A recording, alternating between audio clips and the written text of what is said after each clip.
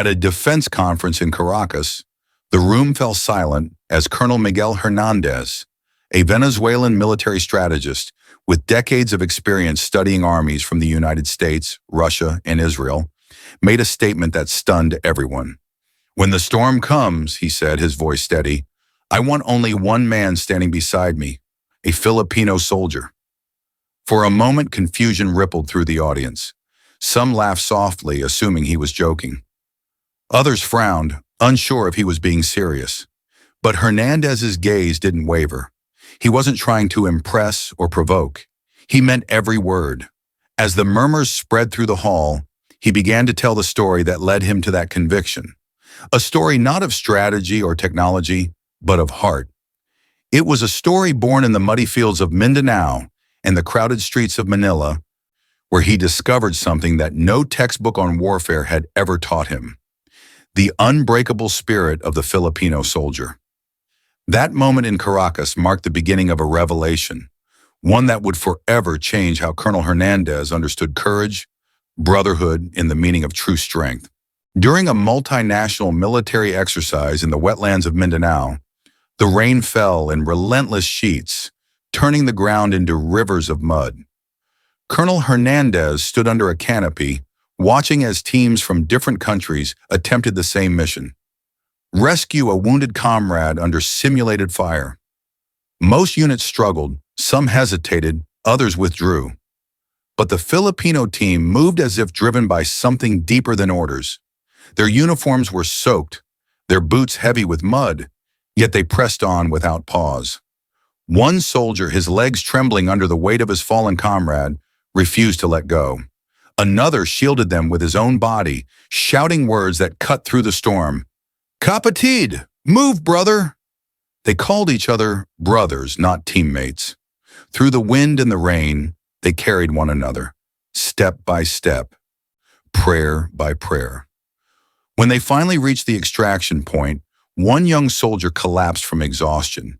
Instead of calling for a medic, the team leader knelt beside him, placed a hand over his chest, and whispered a prayer. The rest of the squad bowed their heads in silence, their faces streaked with mud and rain. In that moment, the battlefield turned sacred. Hernandez, who had seen elite soldiers break under pressure, took out his field notebook and wrote only one line: "I did not see soldiers. I saw warriors of the spirit." It was then he realized that what set them apart wasn't superior training or equipment. It was the strength of their faith, their loyalty, and their love for one another. And from that day on, every time he thought about courage, the faces of those Filipino soldiers rose before him, standing firm in the storm. When Hernandez arrived in Manila, he carried with him the same preconceptions many outsiders held. To him, the Philippines was a place often defined by headlines: storms, poverty, political tension. But walking through the city changed everything. He saw vendors smiling under the scorching sun, children laughing in narrow alleys, families sharing food with strangers who had nothing. The city, chaotic and imperfect, pulsed with a quiet resilience. There was no self-pity here, only life, raw and determined. And as Hernandez watched, he began to understand where the strength of the Filipino soldier was born. At a military camp outside the city, he observed the troops during training. Their gear was old, sometimes repaired with tape. Some of them trained barefoot on gravel, yet their movements were sharp, disciplined, exact. Before every drill, they bowed their heads and prayed together, not as a ritual, but as a vow. Their faith was not separate from their duty, it was the foundation of it. Hernandez wrote in his journal that night, "Here, discipline doesn't come from command, it comes from the heart." He saw that their endurance was not something taught. It was inherited, passed down through generations who had learned to face hardship with courage and humility. The same spirit that kept the people of Manila smiling through adversity was the very force that made their soldiers unbreakable. And for the first time, Hernandez realized that the power of an army lies not in its weapons, but in the humanity of those who carry them. There were three moments that forever reshaped the way Colonel Hernandez saw the Filipino soldier. Three simple human scenes that revealed more about courage than any battle ever could. The first came during a live-fire exercise in the middle of a tropical storm. The rain poured so hard it drowned out commands, flooded the range, and turned every step into a struggle. Other teams halted the drill, waiting for clearer skies. But the Filipino soldiers pressed on. When one rifle jammed, they shared weapons, moving in perfect rhythm as if bound by an invisible thread. Between bursts of thunder, one soldier turned to Hernandez and said with a grin, "Rain is our friend, sir. If we stop because of the storm, we'll never learn to stand." The second moment came at dusk, when the day's training was over. Exhausted and hungry, the soldiers gathered for a meal, rice and canned meat, barely enough for everyone. Without hesitation, one man split his portion in half and handed it to the soldier beside him. No words, no orders, just a quiet understanding. No one eats alone, and no one is left behind. The third moment happened that same night. The camp was still, the air thick with the scent of rain-soaked earth. A few soldiers sat together beneath the stars, their rifles stacked nearby, singing. Old folk songs, hymns, and stories of home. Their voices were rough but full of life, rising above the dark. Hernandez sat listening, his heart heavy and warm all at once.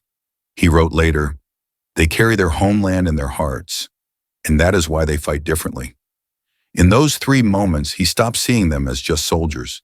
They were sons, fathers, brothers, men whose strength came not from war, but from love for each other, for their families, and for the home that shaped them.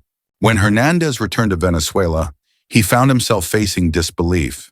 His peers dismissed his admiration for the Filipino soldiers as sentimental, even naive. Some laughed, saying he had fallen in love with a myth. But Hernandez didn't flinch. What he had seen in Mindanao and Manila wasn't idealism. It was truth carved in sweat, faith, and mud. During a televised interview, when asked why he spoke so highly of the Philippines, he looked straight into the camera and said, "Strength doesn't come from numbers or firepower. It comes from sacrifice. I've seen Filipino soldiers carry burdens that others would abandon. I've seen them pray in the mud and rise with a smile." His words spread quickly, reaching the Philippines, where they struck a deep chord. Soldiers, veterans, and ordinary citizens began sending letters to thank him. Mothers wrote about their sons in uniform, proud that someone from another land had seen their worth. Veterans shared that they had often felt forgotten, but now through Hernandez's words they felt seen. News outlets replayed the clip of his interview. Students quoted him in essays. Churches mentioned his story in sermons. His message had transcended military borders. It had become something larger, a mirror reflecting the quiet heroism of an entire people. For Hernandez, it was never about glorifying war. It was about honoring the human spirit that refuses to break, no matter the odds. And as his story spread, it carried with it a lesson he hoped the world would never forget. True power does not lie in domination, but in devotion to one's duty, one's faith, and one's fellow man.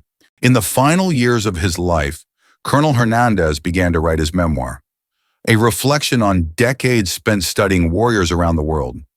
Yet the chapter he returned to most often was not about the great powers or elite forces he had once admired. It was about the soldiers of the Philippines. He wrote, "If one day the world were to fall apart and I had to choose who would stand beside me, I would not choose the strongest weapon or the richest ally. I would choose a Filipino soldier, because within him lives the soul of a nation that never surrenders." That line became his legacy. It appeared in newspapers, in classrooms, in speeches given by young officers who had never met him but felt as though they knew him. Across the Philippines, his words became a quiet anthem, a reminder that dignity and resilience can outlast hardship, that faith can be armor, and that love can be a weapon of strength. The story of Miguel Hernandez was no longer just his own. It became the story of a people who turned adversity into a forge, a nation whose warriors fight not for glory, but for family, for home, and for the belief that light can always rise from darkness. In the end, what Hernandez discovered was simple yet eternal. True courage is not the absence of fear, but the endurance of the heart. And in every Filipino soldier he met, he saw that heart, unbroken, unwavering, and shining through every storm.